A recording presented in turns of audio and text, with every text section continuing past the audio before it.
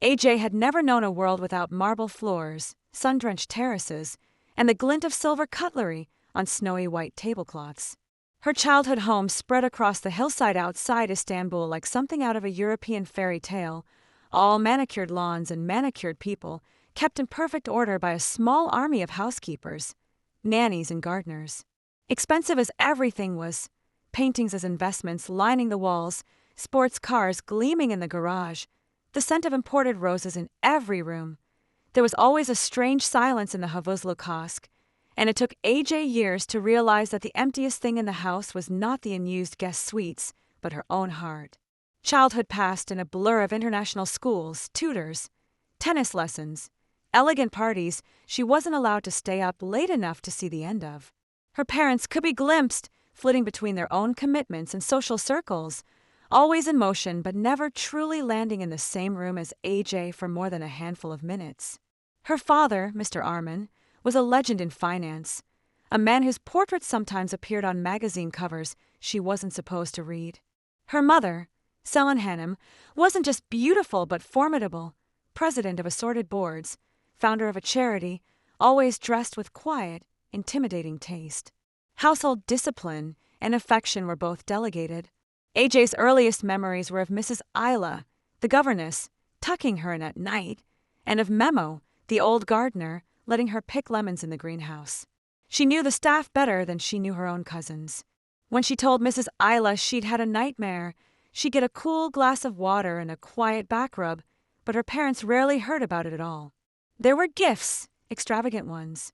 AJ's first study abroad program was at 9 in Switzerland, a summer camp where the hot chocolate was just as perfect as the brochures promised, and where she cried herself to sleep every night for 2 weeks, the foreignness of everything proving too much. On her 10th birthday, she woke up to a pony, on her 15th to a Cartier bracelet. These were grand gestures in lieu of whispers, a diamond crust where the bread and butter of life was missing. When friends from school visited, rarely, as friendship at her age was often transactional, alliances built on exam scores or popularity, AJ saw their awe at her home, the envy and hunger in their eyes. She saw, too, how they looked around for signs that would match the fairy tale, a mother waiting in the kitchen with milk and cookies, a father who might appear from his upstairs office and ruffle his daughter's hair. AJ learned from early on to smile and hide her disappointment. She filled the emptiness with books, music, ambitions she nursed late at night when the only sound in the house was the wind in imported cypress trees. Some evenings, when her parents both happened to be home at the same time, they would sit at opposite ends of a 12-seat dining table, discussing news from the worlds of art, politics, and business, as if AJ were an honored guest, not their child. In these moments, she learned to speak when spoken to be clever but never too opinionated, gracious but never open, to play her appointed role with professional precision. Any expressions of real need or desire, a request for something as simple as, "Can you read me the story?" were gently, almost politely rebuffed. "Not now, darling. Mummy's got a call with the foundation. Ask your tutors, AJ, they know more about these art projects anyway." The staff, by now practically her surrogate family, would tell her how lucky she was. And objectively, she knew. Children everywhere would trade places with her tomorrow just for the chance to taste one day of her life. AJ felt a complicated shame for wanting more, for finding the gold of her cage cold and heavy. Sometimes she'd sit at her window, looking down at the city where lights sparkled and horns blared and people squeezed together in metro stations and dreamed, for one moment, of being ordinary, of being needed, or missed, or hugged tightly by a mother who smelled not of Chanel but of Laundry Day. When she finished high school, even the celebration felt choreographed, photographers for society pages, a custom dress, gifts from family friends. The party was a swirl of sparkling drinks, famous faces, distant laughter. In every photograph, AJ was smiling, flawless, the perfect daughter. No one would ever believe she felt lonelier than she'd ever been. Later that night, after the guests were gone, AJ stood barefoot on the balcony, feeling the night air against her skin, and whispered into the darkness, "Am I nobody if no one truly knows me?" For a brief moment, she considered the lights of a city, the endless movement, and felt the longing that would come to define her first true steps into adulthood. The longing, not for material freedom, but for a life where someone would notice if she didn't come home. The golden cage was beautiful, but every day, the bar seemed a little colder. It was not rebellion, at least not at first. When AJ announced at a velvet-draped family dinner that she wanted to attend university in Ankara, 300 kilometers from home, her parents looked up from their crystal glasses in mild surprise rather than rage. "Darling, Istanbul has the best universities in Turkey," her mother said, voice smooth and practiced, "and you can still live at home. You'll have your own car, your own space." But AJ was insistent in her quietly stubborn way. She wanted to leave the city, the predictable routines, the house with its endless, echoing rooms. She'd read about freedom, about chance, about becoming someone outside of expectations, and she wanted to see if it was real. Her grades and her father's donations made acceptance easy. By August, she was packing a suitcase herself, a small victory, even if Galton the housekeeper insisted on ironing everything first. The sprawling family car left her at the gate of the campus dormitory. For years, AJ had pictured university as a cinematic leap: music, crowds, adventure, reinvention. The actual moment was much quieter. The dormitory building was old and bare, its walls decorated with faded posters and reminders about recycling. She wheeled her suitcase past groups of chattering girls who barely glanced up at her. The security guard checked her name, smiled politely, and handed her a plastic key card. Just another girl in a sea of hopeful 19-year-olds. Her new room was small: a narrow bunk bed, a desk with graffiti carved into the wood, a window looking out onto a tangle of wild shrubs and laundry lines strung between dorm blocks. For the first time in years, she was utterly alone. No staff hovering, no one to unpack her things, no soft music piping through hidden speakers. The space ought to have felt constricting after her old world, but AJ found herself liberated by the mess, the marks left by other girls who'd lived here before. She wiped dust from the windowsill with the sleeve of her expensive sweater and smiled to herself. Here, no one cared about her last name. The first week was a lesson in small freedoms and small terrors. AJ had never washed her own laundry before. She ruined 2 blouses by mixing whites and reds. At orientation, she struggled to find her way through crowded halls without anyone to guide her. She missed meals, slept badly, spent hours sitting on the covered steps outside her building, notebook in hand, watching students streaming past. A few times, she almost called home, almost craved the predictability of that marble house, but pride and a strange, budding excitement kept her phone silent. She met her roommate, Zara, on the second night, a political science student from Kayseri who spoke fast and loud, laughed at her own jokes, and seemed to know half the people on campus already. "You're AJ, right? The one with the fancy suitcase?" Zara teased, grinning. AJ blushed but nodded. "Don't worry, we're all new here. Money doesn't mean anything in the laundry room." With Zara's help, AJ explored her new world: crowded cafeterias, smoky tea gardens, the market stalls outside campus. She tried her first simit from a street vendor, bought cheap silver rings from a green-haired girl selling jewelry on the sidewalk. The city felt real in a way nothing at home ever had: busy, broken, beautiful. At night, she listened to Zara's stories and slowly let her guard down. She laughed. She cried. She burned her first attempt at cooking rice in a shared kitchen and learned that it didn't matter. Still, AJ was always a little apart. When students called home to mothers who fussed over missed lunches or birthdays, she'd quietly change the subject. When girls shared worries about rent or travel costs, AJ remembered she could always call her father's assistant for help, but she did not. She wanted to earn even the small hardships. Late one evening, while Zara practiced presentations aloud, AJ sat by the window, watching the night spill across Ankara's endless blocks. "Is this what freedom feels like?" she whispered to herself. Not drama, not euphoria, but a gentle hum below her skin. For the first time in her life, no one was watching her, no one was expecting perfection, no one would bring cocoa or fix what she broke. For the first time, she would have to decide what she was worth and to whom she belonged. The glass dome she'd lived under her whole life was far behind now, growing less visible in her memory with every rising sun. It didn't take long for AJ's background to become campus rumor. Maybe it was the car that dropped her off, Maybe it was the designer bag she tried to hide under her bed, or maybe it was just the way she hesitated over cafeteria food, unfamiliar with how to add credit to her meal card. Whispers drifted down dormitory hallways. She's the daughter of a big businessman, you know. Her family owns that company. Did you see her new phone? AJ laughed along, pretending none of it mattered, but inside, she felt every difference marked like an invisible price tag. In the beginning, she was relieved to find herself surrounded by people. Zara's wide circle swept her along to film nights, protests, impromptu picnics. There was Denise, who wrote poetry and borrowed AJ scarves, Kansu, who always needed to borrow notes, Barak, who flirted with everyone but especially with girls who looked just a little out of place. Their warmth was thrilling, intoxicating, like a sun she'd never realized she'd been living without. She bought snacks for shared study sessions, paid for taxi rides, never questioned when her phone charger or makeup disappeared from her side of the room. This, she thought, was what friendship meant: shared space, shared laughter, shared secrets. But after a few weeks, cracks began to show. AJ noticed the way conversations would leave her out, their jokes turning to things she had never watched or places she had never been.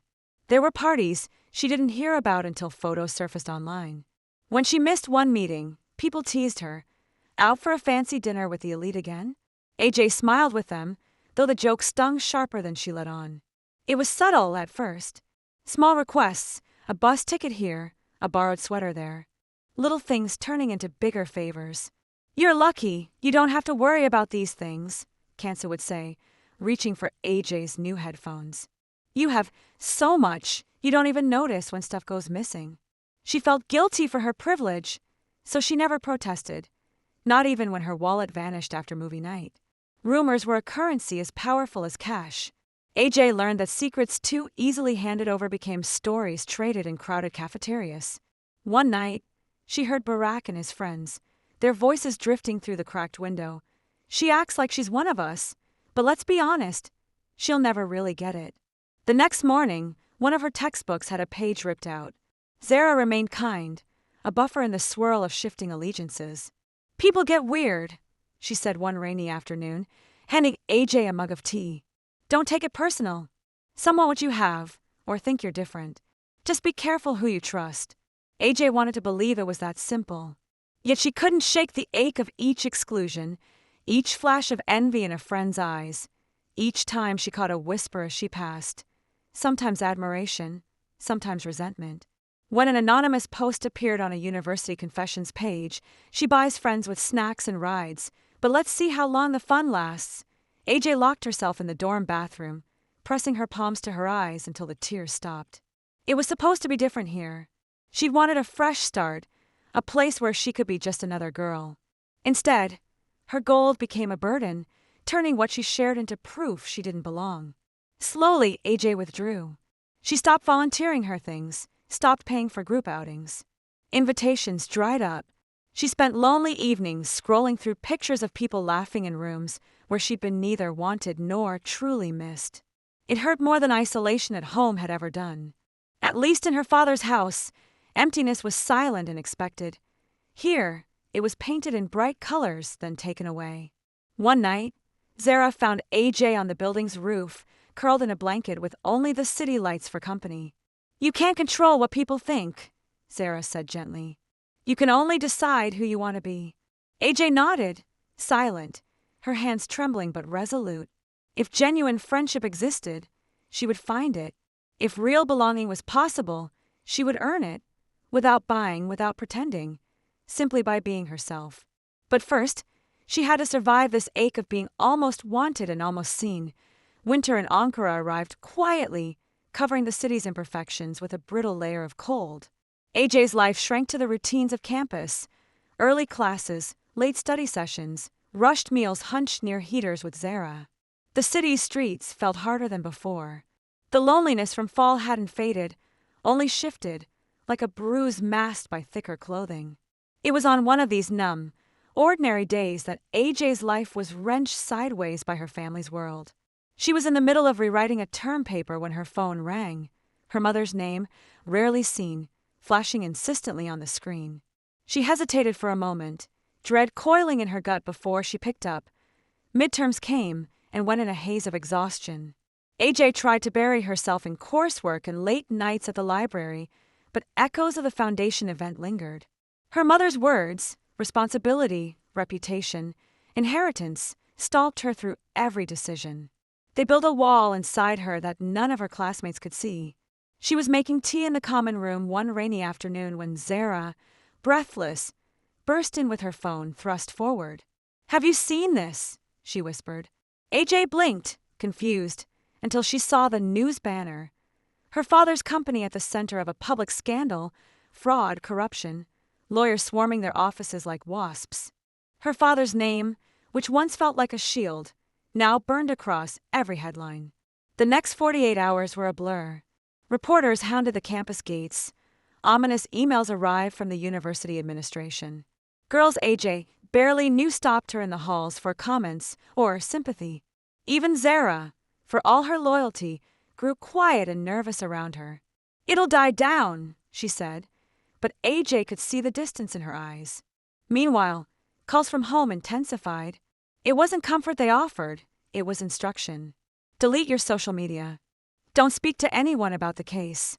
Do not, under any circumstances, come home until things settle. Her mother's voice was sharper, now almost brittle. "You are not to embarrass us. This is a test of our strength, yours included."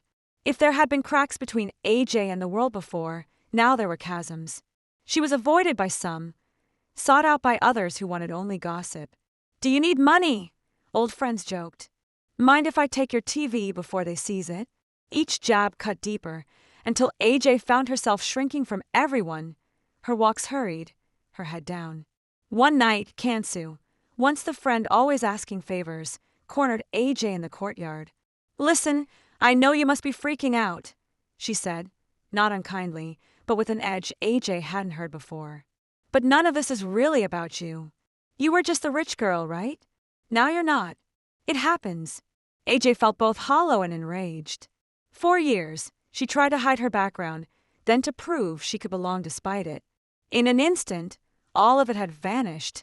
Her family's power, her old privileges, even her false sense of immunity. She wandered campus alone, breathing the sharp night air, letting the chill numb her anger and shame. Her phone buzzed endlessly with notifications she refused to read.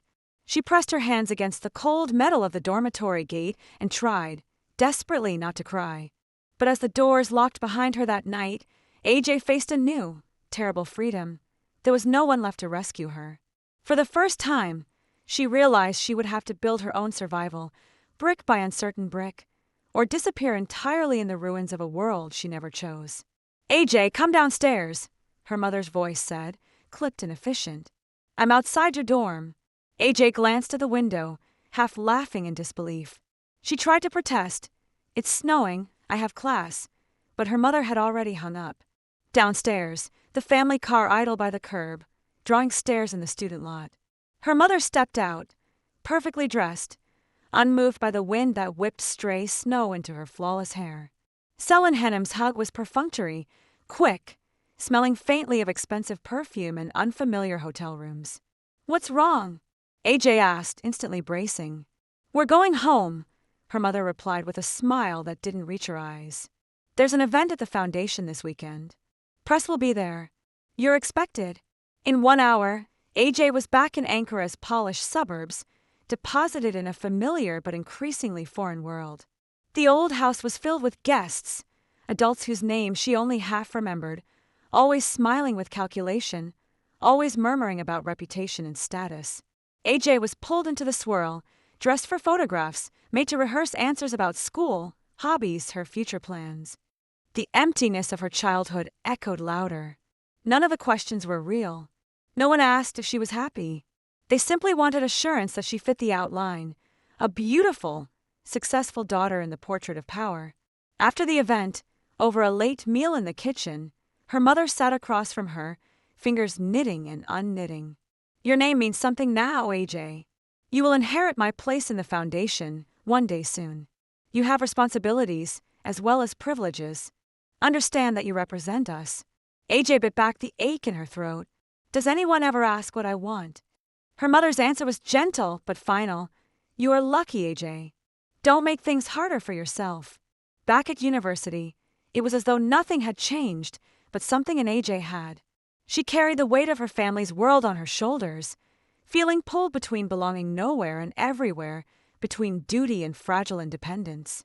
That night, in the quiet of the dorm, AJ stared at her reflection in the window, her mother's eyes and her own both guarded, and realized that finding freedom was going to be harder than she thought. The storm at home did not pass, it only changed shape.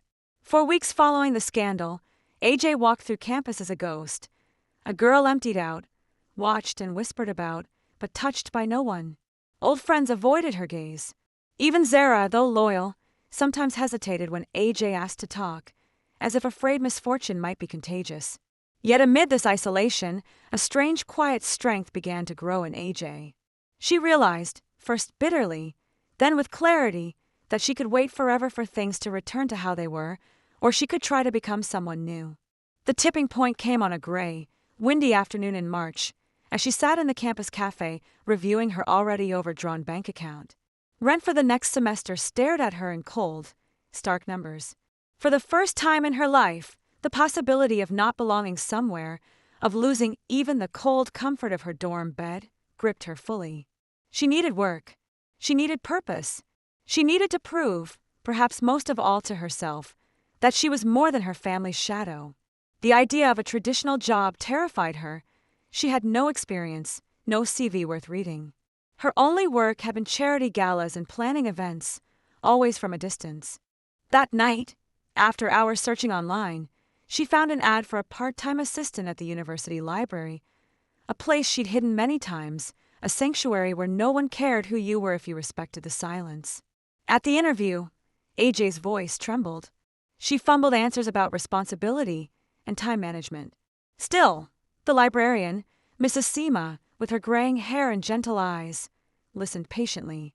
When AJ stammered, "I don't want special treatment, just a chance," Mrs. Seema only smiled and said, "Everyone needs a beginning." AJ started on Monday. Her job was not glamorous, reshelving returned books, mending battered bindings, helping lost students with the catalog computers. She worked hard, grateful for the small wage and the sense of ordinary routine. In between shifts, she studied in the staff lunchroom, surrounded by the quiet dignity of people who showed up, day after day, for the simple pride of earning their place. Little by little, AJ discovered herself through work. Some mornings, the early hour and cold drizzle made her want to hide under her covers. But the thought of giving up, of confirming what everyone whispered about spoiled rich girls, propelled her forward. There were moments when old habits reared up, when she'd glance at a price tag and start doing math, or remember a party she could no longer attend. But there was also satisfaction, the heavy scent of old paper, the nod of gratitude from a graduate student she'd helped, Mrs. Seema's quietly approving smile when AJ stayed late to finish shelving. One evening, she caught her own reflection in a dark library window, hair mussed, arms full of books, eyes tired but alert.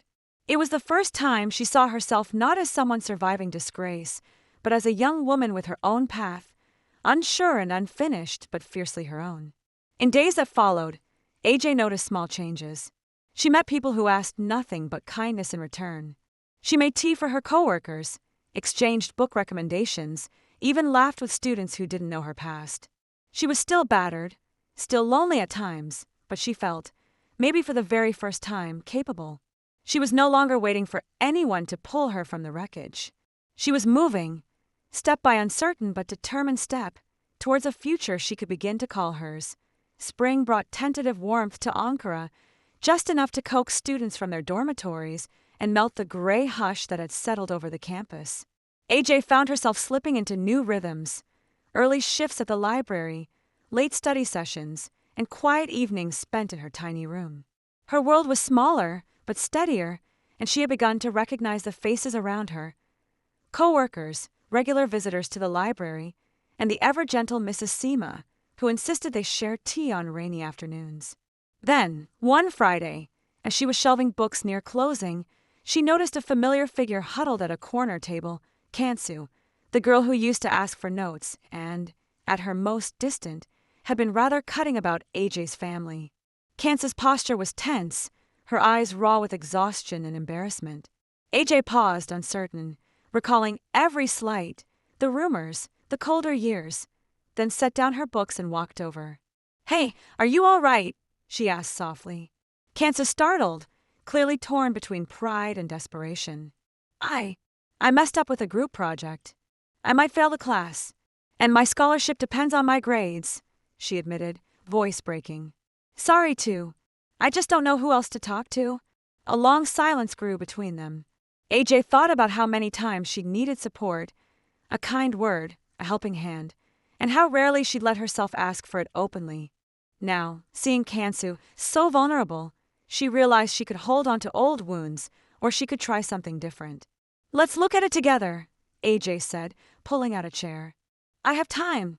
They pored over the project late into the evening, mapping a plan, sharing advice, and, almost accidentally, finding laughter in the tangled mess of deadlines and citations. As hours went by, the heaviness in Kansa's shoulders began to lift. She thanked AJ quietly, promising to repay the kindness. In the weeks that followed, AJ opened up again, slowly, cautiously, but with growing confidence. She drank coffee with her library coworkers, exchanged notes with classmates, and reconnected with Zara, the old roommate who never truly left her side. They talked honestly, for the first time, about everything: the messiness of family, the ache of disappointment, the longing to belong. Bit by bit, AJ traded her old habits of withdrawal for the risk, sometimes terrifying, of real connection. She learned to recognize true friendship not by what someone could buy or offer, but by who showed up in moments of struggle and honesty. And as she did, she discovered a new kind of support network, one built not on appearances, but on empathy, trust, and shared strength and vulnerability. AJ was still learning. There were days when loneliness still bit deep, and her family's shadow stretched across the horizon. But with every real friendship forged, every late-night talk, every time she helped or was helped in return, she found purpose and warmth that money never could have bought her.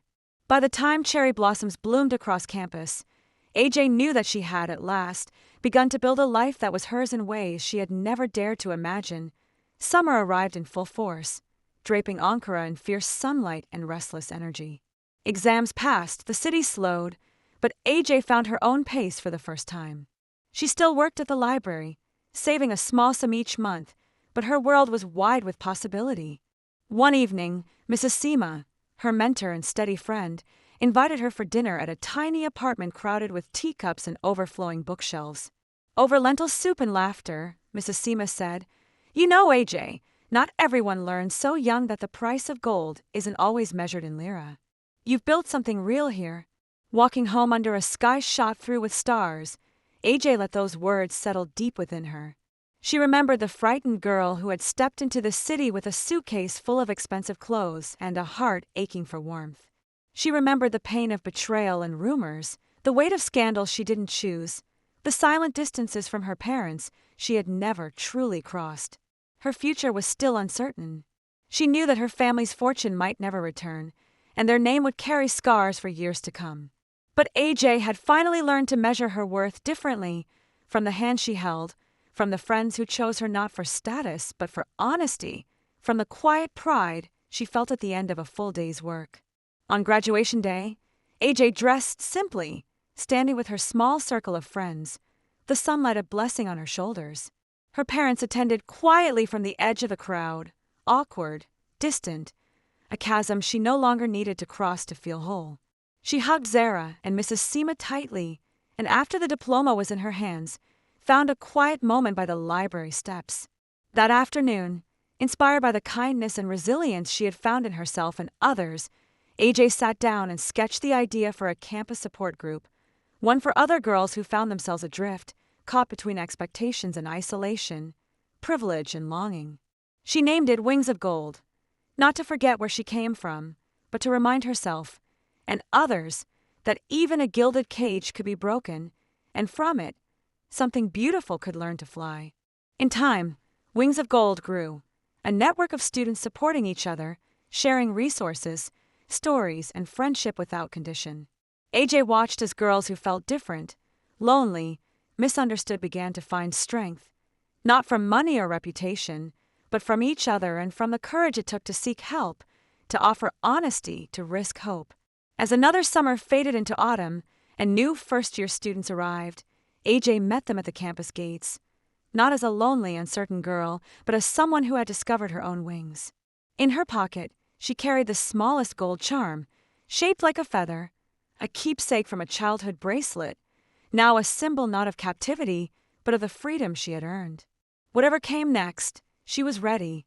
She knew now that real belonging wasn't inherited, it was chosen, claimed, and carried forward day after day by the brave, the kind, the ordinary, and the resilient.